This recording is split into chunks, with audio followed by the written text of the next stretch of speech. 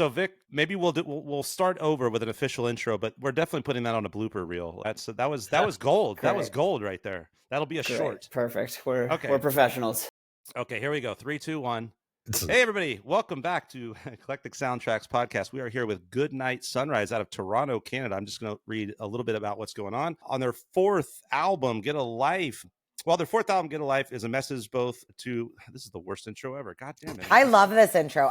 This is our band. This is our, honestly, keep rolling. I'm stressed out because we only have 20 minutes. This can be the second blooper. Keep fucking going. It's just an episode of bloopers. That's the whole episode. Christ. Hey, everybody. Welcome back to the Eclectic Soundtrax podcast. We are here with Goodnight Sunrise. They've just put out their fourth album on May 2nd called Get a Life, and it's a message to both their outer and inner worlds. A mission statement on finding peace in a chaotic world by letting go of things you can't control and people that aren't worth your time. Ooh, man, that is good stuff. So I'm cutting that one out and I'm putting the original one in there. Having long prided themselves on authenticity, but sometimes hiding behind metaphor and wordplay. I love all this because I relate to all this. They emerged from the pandemic with absolutely zero fucks to give, and their most honest and explosive record yet. Their true emo opus. I love it. Your write-up is great. Thank you for sending the album, all the stuff about the album, all the assets. And really, really great stuff, really pro. I caught you guys because a fan, Sarah Lusher, out in San Francisco, I feel like she saw you guys at NAMM. I can't remember now. That must have been what it was a prior year, because you've played NAMM a few times, right? The NAMM show out in Anaheim. Yeah, I think this was our fifth.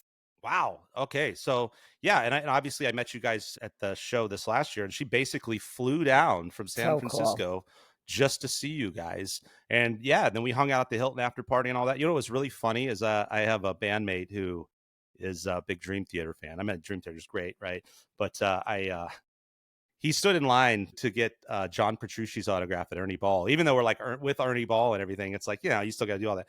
And I was like, I don't want to do that. I did that in the past. I don't really care too much about the autographs. And then after y'all show at the Hilton, we're just roaming around. We go to the bar and John Petrucci's just sitting there. And I was like, oh, hey. So I got a photo with him, just like, no big deal. But you guys were great show. A lot of energy. And I just want to tell you, listening to your last few records, one thing I love, there's a few things about your band that I really, really like. The music was really, Vic said it when we got on, we were talking about it actually. It resonates, and I love that these are short. They're 8. It's interesting how you're releasing they're like 8-song albums, and you'll kind of do the singles, which is a common thing nowadays, and then you'll put out like an EP that's sort of a half of the album, and then the full album. So you're constantly adding to this stream of songs, and it culminates with an album. And I love these shorter records because I feel like even if an album is fantastic, I get a little bored after a certain point. I think a lot of people, especially in this day and age, right? But the whole vinyl resurgence. Now, you guys are doing these on vinyl, I'm guessing, or no?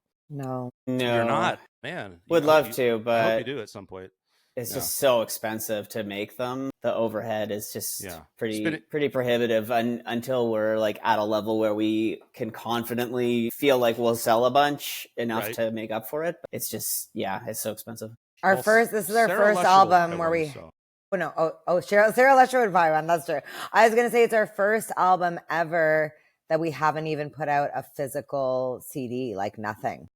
CDs are weird, right? I mean, they're kind of souvenirs at shows, but less and less, I think, because now nobody has CD players. Yeah. I mean, I got a whole bunch of CDs. I can't even play them anywhere. I'd still play them if my CD player in my car is broken. I have like a crappy boombox. Computers don't have them. Boombox. How old am I, right? But it's like...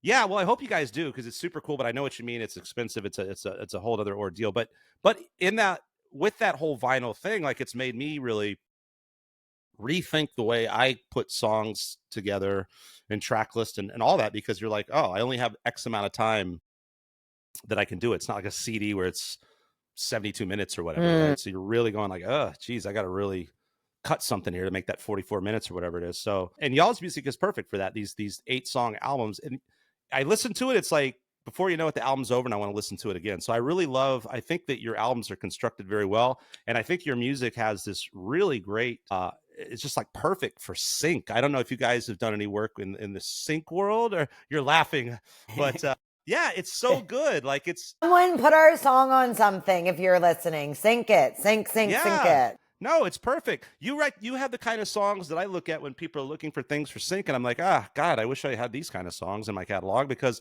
I don't know, they're poppy, they're rock, they're catchy, but what I like, but they're visceral, maybe is not the right word, but there's a quality about them that's not like contrived. Your lyrics aren't contrived. They're relatable. They're relatable, and it feels honest. Like you're singing about things that are super relatable. I don't know. Just great job on writing your songs. I'll stop kissing your ass. But I mean, there's nothing else to say. I mean, if we could just play this part of the interview like 5 times in a row, that'd be great. No, I shouldn't even make. I should make a joke. It'll get fucked up, but this will be gone, and it'll just be our shitty intro for, Well, thank you very much. That means a lot to us. So let's go back. Tell us how you two initially met. It was with, let's see, I forgot the name of the band. What was the original band you guys played together in Toronto? Ooh, wow. Huh? Well, it's funny you bring it up, because there are no coincidences in the world. And I today, out of nowhere, for the first time in my life ever running into this person, ran into the bassist from that band on the street, like mere hours ago. And we were like, oh my God, it's been almost 15 years since that band. It was called The Big Deal. Mm-hmm. Okay. So that's how we met. Is I was the singer in that band, and we were looking for a drummer. And you think your old saying boombox? We put an ad out. We put an ad out on Craigslist to find a drummer. And David is who showed up. He was the drummer in that. That's band. A real die roll right there. There you go. David came from Craigslist. Wow, David, that little cutie, and he was actually our drummer in that band. Okay. So we were in that band for a year, and then we left that band and we started Goodnight Sunrise. Okay, cool. And it's you two that started Goodnight Sunrise. Obviously, when I saw you playing the NAMM show, you had a band with you. Now, is that a rotating cast of people? Like, how does that work when you guys tour? Whoever's available. Hey, man, as a musician, I so relate. I get it. Whatever of our session players hasn't already got 12 gigs that day. Yeah. I could tell you're a real band. Like this, yep, checking the boxes. All the things you gotta deal with. We've got a few players on each instrument that are up with the set. Actually, for NAMM, though, that was a little different, because for that one, our drummer, in the past when we've played NAMM, we've brought a whole band down, all 5 of us, and it's just so expensive. So we wanted to figure out a way to still play NAMM, because we just love it so much and really miss the community. So we really, really wanted to play it this year, but we didn't want to lose so much money. So our drummer was already going to be going down to NAMM, because he's a super drum nerd, and his friend is also a super drum nerd, but then also plays bass, because everyone also always plays everything, right, which is convenient.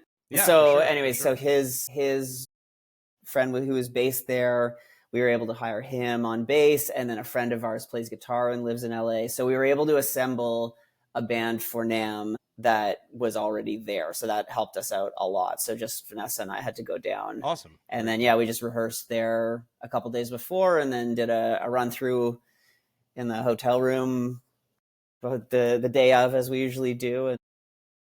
And it was great. Cool. And you guys have toured quite a bit. You've toured, obviously, Canada, the States. You've toured Europe. I see you've got a few dates on the calendar. What are your plans for this new record? Where are you looking to tour? Anywhere that'll have us. Come. Mostly delivering these answers just for the Vanessa's reaction. Yeah. But each time it's working. It's also they my sound reaction. very legitimate to me. Yeah, my reaction is that, because I'm like, fucking yep. Do you want us to come? We'll come. Like we'll be there.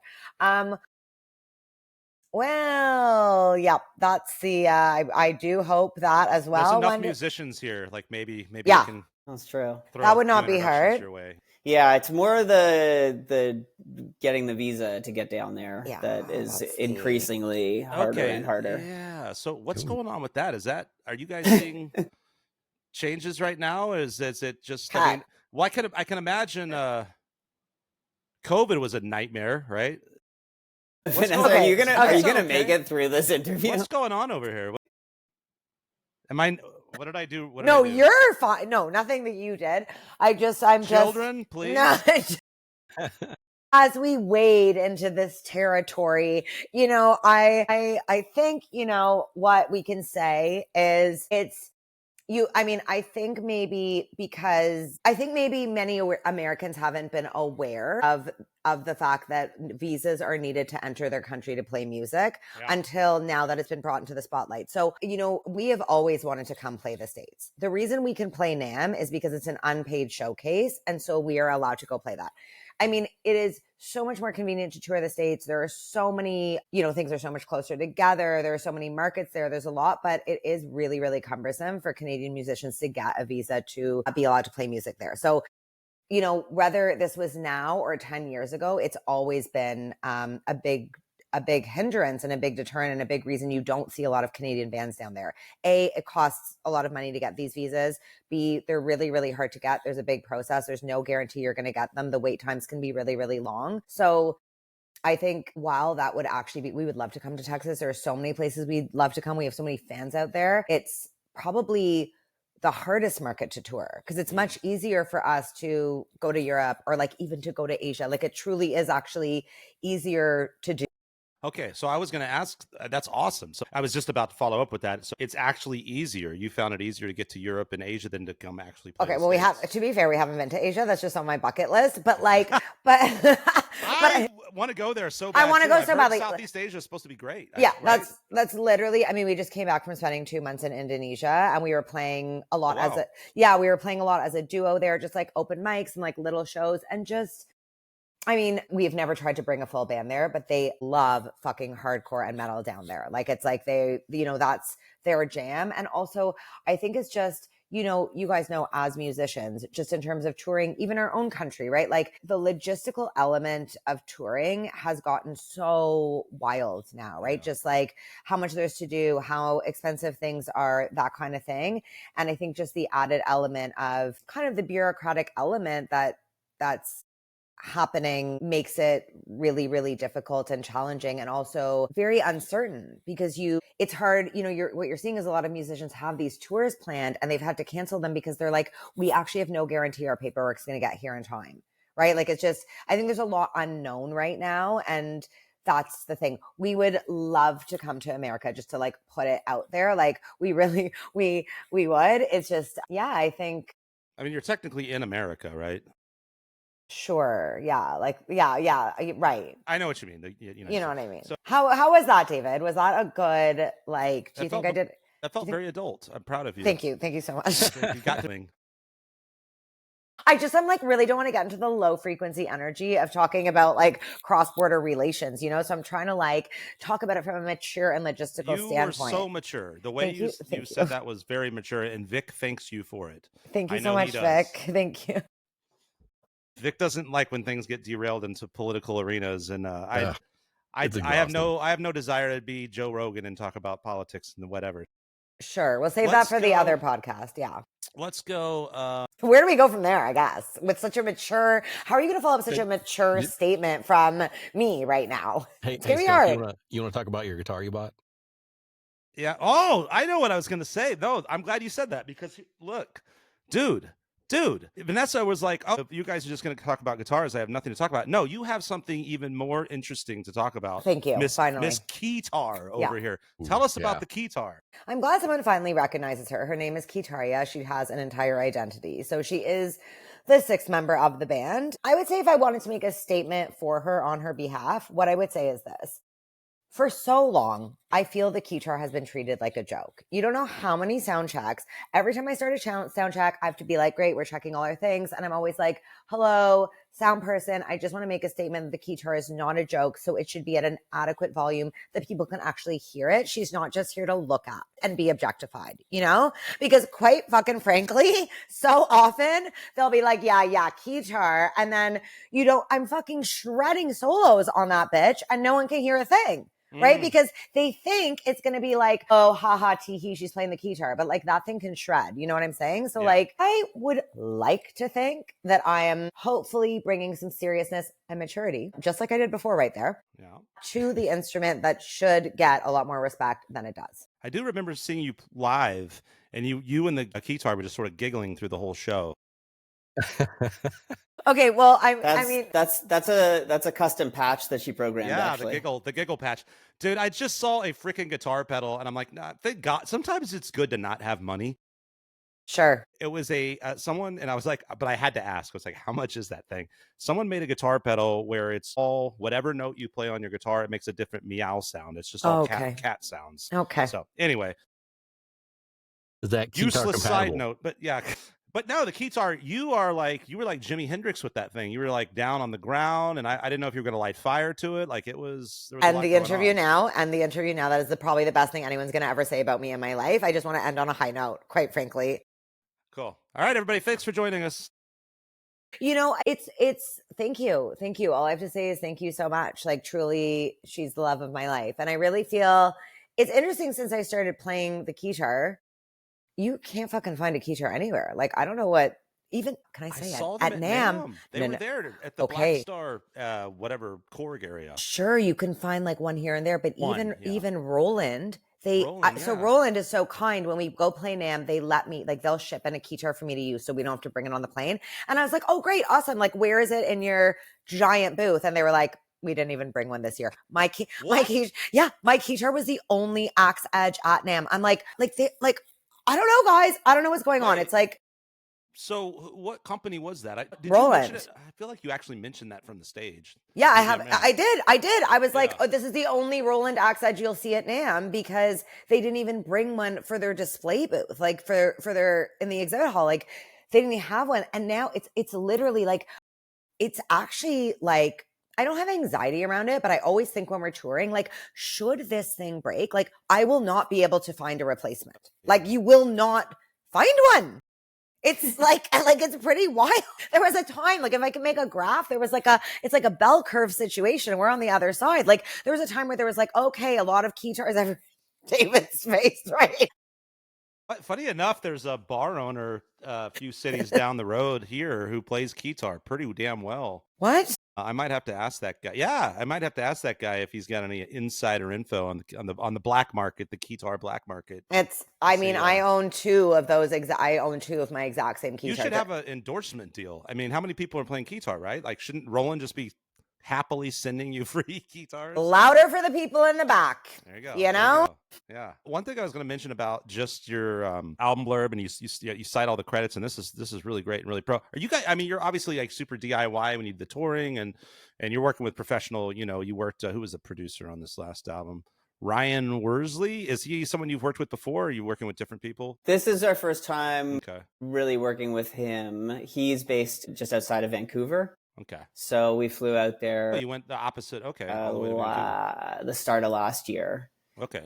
Cool. We had gotten a grant that provided some funding to go out there. And we had wanted to work with him for a while because we were a big fan of a lot of the albums that he had worked on with other bands that we knew. Are any of those bands some of the ones cited? Because where I was going with that also was in the song blurbs, you actually go, you know, I've done this like press release stuff before, but you actually have us little blurb song by song, which is really cool. And it talks a little bit about the song, the vibe of the song, you know, blah, blah, blah. And then it talks about what I like is for fans of, and then you cite different bands. So it's kind of a cool way to go like, oh, maybe I'll dig this. I like this band. And it's pretty well mixed up. So I don't know, is this all you guys, or did you have like a professional press person put this together? Just out of curiosity. Dave, that's such a compliment for you. Whoa, look at you're being so complimentary in this interview. Jeez. I know. I mean, yes, I assembled. You guys know you're adults. We should chop this interview up into like a series of pep talks for us. Like we just chop it up into things we need to hear. That's why I'm here. But the thing is when I'm done, Vic's going to tear it all down. I can't wait. Okay, good. He's going to give you all the negative feedback. The yin and the yang. Okay, David. He's going to be the guy that says, you know what you guys should do. Sure. We love to hear that. Dave. Yes, I did make the Google document, and I came up with all that stuff just in case for any potential press outlets. Cool. And those recommended if you like things. Yeah, it's like if we're pitching a particular song to like streaming playlists, or to maybe there's like one station that we want to send that's more rock focused, or there's one that's more like pop punk focused or something. And I could just pick that blurb, but those I think the bands that I would have referenced are more just like bands that are influences that we like But you know that as an artist, and it's cool because I don't know if you guys are like this, but sometimes writing a song, you're like, oh, that Guns N' Roses thing or that Melvin's riff, and you kind of use that's like sometimes you talk like that in the studio or with for sure, yeah. So it's kind of cool when you have that. And for me, if I look at this, even if I haven't listened yet, and I'm scrolling through, what I like about it is it's diversified. So I go, okay, Jimmy Eat World, Sum 41, American Rejects, and then I'm like, oh, okay, I see Guns N' Roses, I see Led Zeppelin, I see Alanis Morissette. There's a lot of things that kind of piques my curiosity just by going through that. You see Alanis Morissette on there? What sounds like Alanis Morissette? Apparently Get a Life does, according to David. Well, yeah, okay, I can see that. They're going to get off this call, Vic, and just going to be like, what the hell? No, I like that. We're actually playing a festival with Alanis Morissette this summer, and it's on. I mean, Alanis was my entire high school identity, so like I'm very excited to tell her that in person. That is awesome, man. Is that in? I'm guessing Canada. Yeah, in Prince Edward Island. You guys should come. We can stay on. We can stay till like 9:15. By the way, you don't have to rush. Beautiful. Thank you. Yeah. Oh, that's so good. Thank you. I was like, how are you going to wrap this up in 1 minute? It's not going to be possible. Vic, he's only 20% of the way through his list of compliments. Yeah. I got there's a scroll hanging on the wall. Yeah, and he hasn't talked about his guitar yet. True. So anyway, what I hate about you guys? No. Okay. Good. Yeah. But bring us back to what we're used to. You know what I mean? This is feeling. Feeling unfamiliar. We're not used to this. We're musicians. Aren't you supposed to treat us like crap? Where's the sound person telling us to just turn off all the sound? Jesus, I'm starting to see these sound guy memes that I really love. They're so accurate. They're so accurate. So accurate. Have you seen the one where please tell me you've seen the one where like they zoom to him and he's like just on his iPad playing a video game? Yes. Oh my God. The dude that dials in your sound and like half a song in, feedback's going ape shit, and he's outside smoking a cigarette. It's always. And then people are always like, I couldn't hear your guitar solo. Yeah, because the sound guy sucks. And I also like when the when people take. Okay, now we're gonna shit on some press. But also, we love the sound people. We need the sound people. We need the sound people. So like, let's just. But you heard through other people. What we heard, yes. What have you heard, Skunk? Yeah, what have you heard, Skunk, from other people? No, I'm gonna give you. I'll give you one of my favorite sound guy stories. We were playing this bar in Houston, and this guy is great. Actually, he's a great sound, great lights. I think this place actually closed because unfortunately, like a lot of kind of rock bars, it had great stage, great sound, great lights, no people. Yep. And it's unfortunately it's the way it is. And but it you always sounded great and you always looked great there. And but it was funny because the guy was I think a lot of sound guys seem kind of grumpy, and I know they work a lot of hours, and I understand. I've done festivals where guys are working 12 hours shifts. I'm like, oh my God, dude, thank you. It's a lot. And this guy just goes, his name is Tommy, and our bass player at the time, after the show, just walked up to him and he was like, hey, thanks, sounded great, Tony. And the guy just goes, Tommy. Like that's just been our running joke of basically that's the sound guy, Tommy. Well, I mean, we could spend a whole podcast talking about sound people. It got so crazy for us on this 5-week tour we did that I started interviewing all the sound people because I was like, I want to understand what's going on. Like, why is there the general sense of malaise? Like, why is there this apathy? Like, who hurt you? Like, what was it? Show me on the doll what made you a sound guy. But I'll tell you, and we have to all be aware this doesn't happen to one of us. Who hurt them is the music industry hurt them. Oh, yeah. It's like that, I get it. It's a general angst of like, what do you do when you're in a, you love music, but you're not getting paid for the music. So you try to do something in music.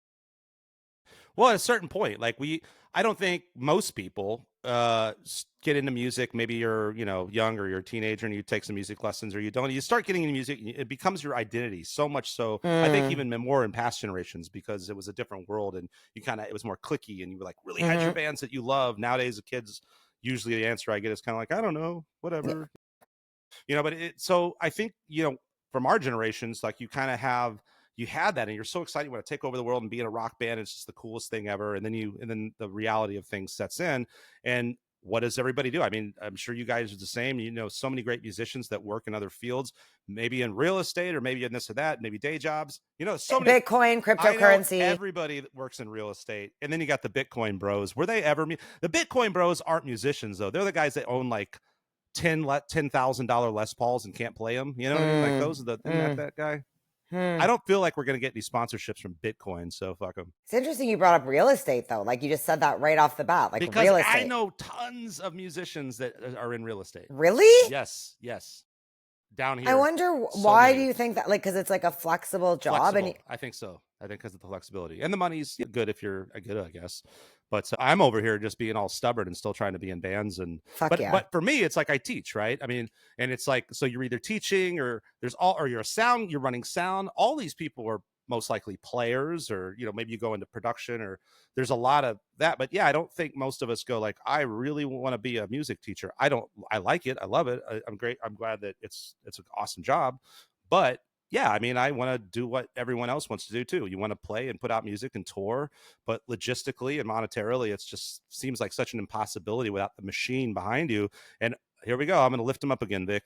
So Vanessa's getting depressed. I got to make him feel good again. So it's like, I am kind of getting depressed. No, like, you've got to understand. Bring me up. But I'm going to bring you up big time, because you have to understand a few things. First of all, God bless Sarah Lesher. She's just such a wonderful person, and just such a music fan, and a genuine. She's the kind of people that I don't think they realize the impact they have on musicians. When we were like fans, and you're like, oh my God, how do you even know who I am? This is amazing, you know. So it was the first time anyone's ever flown to come see. Like, it was like an honor of our lifetime. Like, we were like, took a plane. They went in the sky to come see our music. Sorry, I interrupted you. Go on. No, I mean, it's only going to get better, because I remember saying, Sarah, do you want to go to NAMM? And she's like, not really, not with you. And then she said, oh, hey, are you going to be at NAMM? And I was like, yeah. Oh, you want to come hang out? And she's like, no, Goodnight Sunrise is playing though. So that's how cool you are.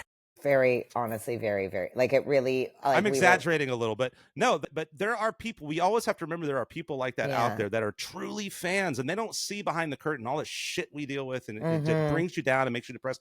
And even from someone like me, who's a musician, I've been a side guy, I've got my own band, blah blah blah. I've done all these things, but I look at you, and I really like, again, the resonation. And even Vic said this, and I think there's just something about your honesty that's really nice. And I kind of strive for that. I'm like, man, that's what I meant about the sync and stuff too. I think a lot of the stuff I write is more metaphorical sometimes, and not straight to the point, to where it really, like, I'm like, how do they do it? Like the Tom Petty's, like, how do you just write all these great songs, that these stories are just so, it's almost weird. It's like, I almost feel like it's harder sometimes to write a simple song, quote unquote, right? Or a pop song. And it actually be more difficult, because once you get good and proficient at something, I mean, you can riff-a-rama all day, but then how do you take that and compact it into a nice radio-friendly song, but actually still have a message that's not just some just god-awful regurgitated crap that we all hear over and over and over. You know what I mean? I mean, it is. I mean, and I'm not one of these guys that's a pop hater. I think there's all kinds of great pop artists out there, but I also hear certain things and go,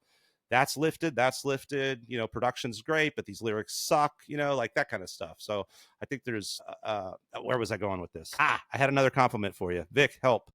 You were talking about sound guys and bring them down for a little bit so that I can bring them back up. For the song, like, writing and style and structure, that we do feel like this album is our most honest and straightforward one yet. So, like, the kind of song that you're describing, where it's just like stating something plainly, like the songs like Get Worse or Get a Life or Jealous of My Friends, like those ones, we Get Worse. It's such a good did song. like I love it. As we I was very sick when I wrote that. I literally felt like I was going to fucking die. So, like, I couldn't even create a metaphor because I had brain fog. Yeah. Okay. Hey, sometimes those worst moments, I mean, a lot of times, right, they lead to some of the best things, right? Like the worst moments in life. And that's what you just reminded me, David. It was the jealousy thing. And so I was coming back to, I love that. Just again, I love that, being honest about that and actually putting it into a song, because there's that sort of never ending tier of levels, right? And if someone's at this level and someone's at this level, right, the person down here is like, man, I wish I could be there, and I'm so envious or jealous. I mean, you don't want to be that way, but we all have those feelings, right? But then the person at this level is going like, man, this sucks. I want to be at that next level where, yeah. And then even when I see someone who I'm seeing with huge, like, or relatively, to mine, success, and I will definitely say these are all people, and I know you work very hard. I know how much work it is. People don't just get this, right? I mean, even I think maybe the Nepo babies and all that kind of stuff, but you still got to work, right? I mean, it's still going to be work one way or another. The only difference is maybe you got some financial backing in a team, which is a huge difference, but there's still work, right? And I think, I mean, I see these guys and it kind of never ends, right? Whenever you make it to the next level, you're like, I'm on tour. And then you're like, ah, damn, this is fucking rough. And they're like, I'm on tour, but in a bus. It's still kind of rough. You know what I mean? It's just like, so I think it's that whole thing where you got to learn to appreciate the moment and be genuine in the moment, and I think that is what you guys, I mean, but you've managed to put it on a record in a pop medium, which is very impressive, but your show definitely shows that too. The energy, it's very honest, very connective with the crowd. I mean, that's in my mind, I look at a band like you and I might just like, who's this band? Why am I watching this band? Why does Sarah like this band so much? And then I go, okay, cool. Yeah, they were good live. They're cool people. Then I listen to, oh, this is very professionally done. So I feel like you're checking all the right boxes. I mean, for what it's worth, and but what's really amazing is, I mean, but this is all DIY, right? You guys have pretty much done this, right? Without any, I guess you were on a label are you on a label or not? We are on our own label. And David will tell you what it's called. Yeah. Is it Reject? Basically, Rejection Records. Rejection Records. Yeah. Okay. I remember seeing that somewhere. We started that a number of years ago. After no label would sign us, we tried. Right. Yeah. So yes, we are a 2-person operation. We have like people that we can like call on for certain things, but for the most part, like we are doing 99.9% of the work. That's great. Yeah, and I think I saw something about. I wouldn't say it's great. No, it's not. I would say it is exhausting. Yeah, and I saw that. You guys, I forget where I read that. Was it a post or a response? Somewhere I saw you said something about I feel tired. Maybe it was on a write-up or something. This is how we feel. We feel tired all the time, right? Because it's a never-ending thing. It's not. I think people realize that either. It's not just. Yeah, we rehearse. It's like the whole joke about getting paid for a gig, right? You do 50 hours of work for a couple of drink tickets. Right? We don't even do drink tickets in Canada in most places anymore. Like it's you work there's so much behind the scenes, unfun, tedious things. Like, I don't know, David, but I'm assuming you didn't love sitting there putting that whole thing together. You probably would have wanted to be playing guitar instead, but you did it, and it's awesome, and it's something that you have to do if you want to be taken seriously as a pro.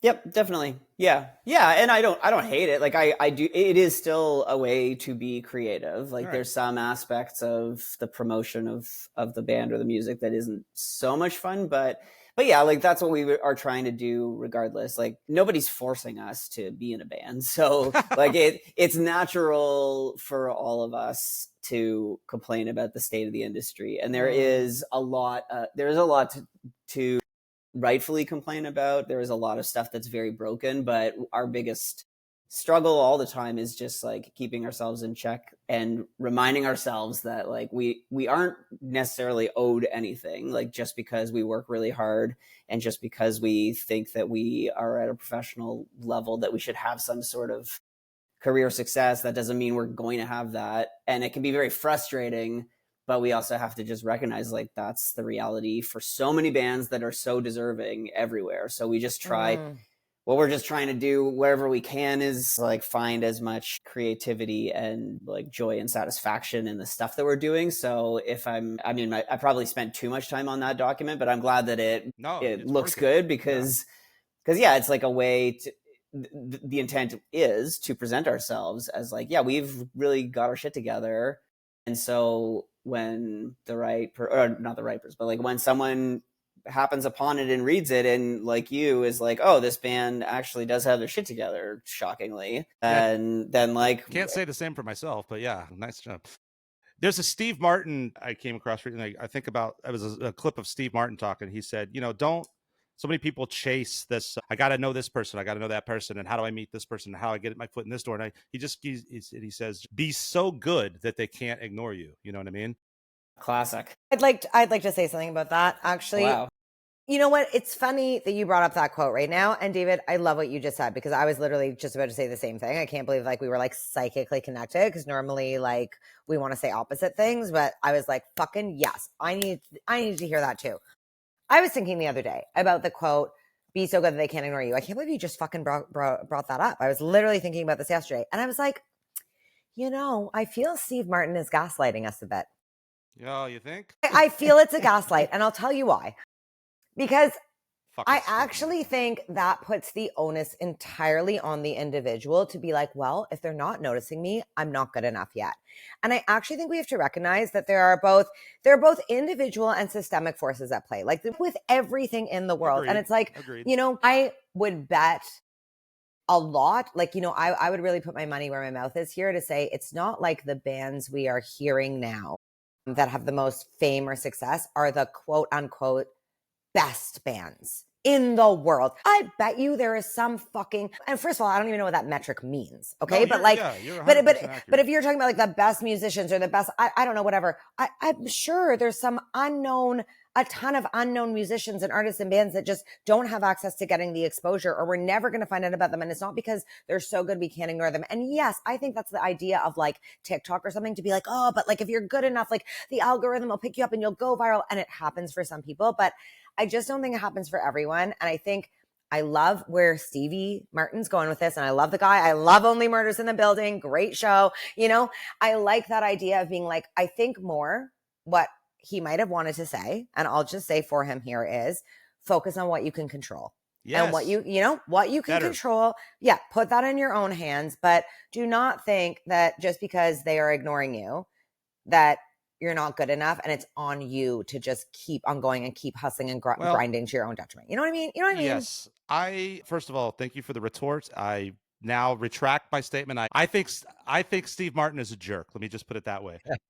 He's fucking hilarious. It's just, and I get the sentiment of the statement, but it's also a bit gaslighty, I think like you're right. There's a lot of quotes like that in the inspirational quotes, but they sort of like, but what you really should have tagged on there was this really important part, because there are not billions, so many people. And once upon a time, more and more go viral. I mean, they still do. And everyone from a 2-year-old playing, Chopin with their toes to whatever. And it's like, fine, there's all that, but I'm not talking about that. I think, and I think you're right. Like there needs to be a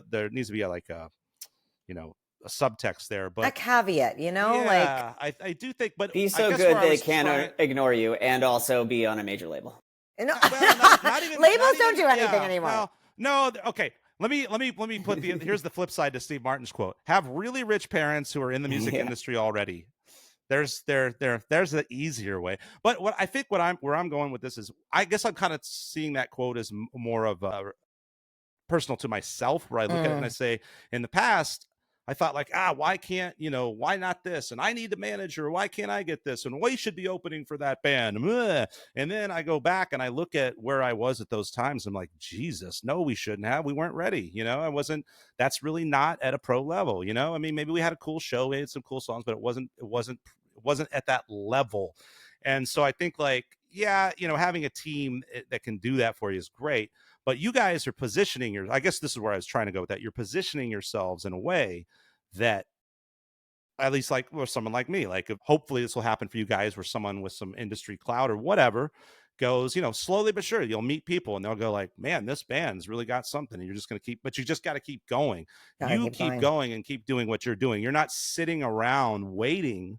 You're not going, well, we're just going to sit here in Toronto and make demos until a record label comes knocking on our door. No, you're going out there and like killing it and putting in the work. So the takeaways from this is never listen to Steve Martin. Well, Vanessa loves to giggle. She also I don't plays keytar. Don't cancel me over this Steve Martin thing. I thought you meant over the giggling. Cancel me over the giggling. That's fine. Steve Martin can hate. He can take it. He's faced enough hecklers over the years. It's true. Sure Steve's gonna be fine. Like. We should do a collab with him. We should. Oh my god! We should like do see some banjo. Dueling keytar banjo. He would love us. Do you have any connects? Do you think Steve listens to this podcast? Oh, we're great friends. Okay, great. Yeah. Let him know. I'll hit up Del Griffith. Anyway, so that was a random one. I don't know if anybody got that. No. So planes, trains, and automobiles. If you've wow. Never seen it, it's a good movie. Deep cut. Shower curtain rings. Now you're just John Candy, famous Canadian. Well, back to my little jerk joke, right? You guys know the movie The Jerk? Yeah, I was going to try to sneak in a joke about the movie, and then I was like, I can't formulate it very quickly. You're like, that's cheesy. And then it I'll moved let on. Skunk do it. Yeah, no, like, well, there's that song. I forget the actress, but there's that song that they play. It's a beautiful, beautiful song. It's a duet, and it's just him on mandolin and them singing a duet. You guys should check that out. Hey, have you guys? You know what you should do? You should do a cover of Lynyrd Skynyrd. That must love when people are like, oh, you guys should really cover this because it's a guy and a girl. So anything a guy and a girl does, you guys should do. Oh my God, I'm just going to let you keep going. What else do you like? Now, I just want to hear what you're going to say next. Yeah, actually, I do want to plug your covers. You did a cover of David Bowie. You did Space Odyssey. Very cool. Wasn't there another one too? Rockin' in the Free World? Yeah, I think you guys closed with that at NAMM. We did play that second last. Third last. And then you played a new track. I think it was maybe you ended with your new one? We ended with number. I can't always end with a Steve Martin number, so it was definitely that. Yeah, we do the wild. You don't even play a song. Thing. You just tell everybody, hey, if you just like be really good, the world will be handed to you. And to say the reason, I know I'm in a room full of musicians right now, so I know what you want to hear is you're just not good enough. You're just not good enough. All of you guys suck. We're better than you. That's why we're on this stage right now. But don't worry, we still hate our lives too. Wait, let's end this on a nice, hopeful note because this is making us kind of sound like assholes, even though you're doing most of the talking. No, and this is what usually happens. And Vanessa, you're very perceptive and accurate, and all of your observations. So I'm going to just sit here and pout and think about how Steve Martin is a jerk, and Vic can close the podcast. Anyway, no, it's been awesome having you guys on. Thank you so much for making the time. I wish you all the best of luck. I'm definitely a fan. I think I can speak for Vic too. And we hope to see you at some point down in the States. I imagine, hopefully I'll maybe see you at a future NAMM as well. And if I'm ever up in Canada, you know where to find us. In Canada. Thank you for real. I'll be serious for the first time in this 44 minutes. Thank you so much for having us on the podcast, for being a fan, for even creating this format so that people can meet artists and listen to new music, because this is the kind of stuff that actually really makes a difference. You never know who's going to listen to it. And we can just tell you fucking love music and like Steve Martin and guitars and shit. And like, it's powerful and it's important. And I really think we're in a period of time where it's like, it really is about community and, fuck all the big organizations that feel like so gatekeepy and so impossible to get into. Music is for the people. And this podcast is created by a real person and a real musician and is going to real human being. So it's time for us to unite, come together from the ground up instead of from the top down, and fucking let's go. Yeah? Beautiful. Yeah, that's well said. Will you come back and sign off all of our podcasts? It's better than any sign off we've ever done. I know you guys have to run, so we can like do this post, but we usually do a playlist with the artists that we have on, where it's like, we'll put several of your tunes on the playlist, and then also like, what are some of your influences? Sick. So maybe I'll just hit you up and we can just do that through Instagram, since you guys got to run, and we'll put that out, and we'll let you know when this is going to air. And thank you once again. Goodnight Sunrise, everybody. Please check them out. .com. Awesome. Do all the stuff. Follow them on social media. Look them up on YouTube. We're one stop if you're a sync agent. One stop. Put us in your films and television shows and advertisements and festival bills and visa approvals. Yeah. And it's all going to change for you guys after this podcast. You'll be touring Asia next month. Fucking yes. Let's go. All right. Okay. Bye. This was fun. Thank you guys. But don't hang. We're not hanging up, right? Yeah, that's right. So hang tight. See everybody next time.